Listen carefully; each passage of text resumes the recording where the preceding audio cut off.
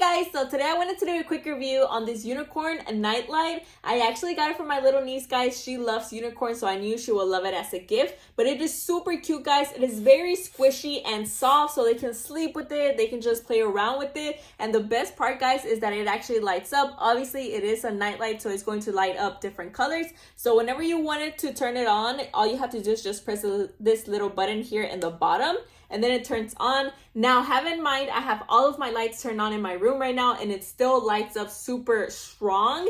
And then whenever you tap it like this, it turns even lighter, guys. So the first tap, it becomes even brighter. So that's something that I really love, because sometimes you want a little bit more light. And then the second tap, so whenever you tap it like this, it changes different colors. So as you can see, you're going to start noticing that it changes different colors. It has, I believe, 16 different colors. So I really love that. It is super bright as well. The third tap, it actually stays put in one single color.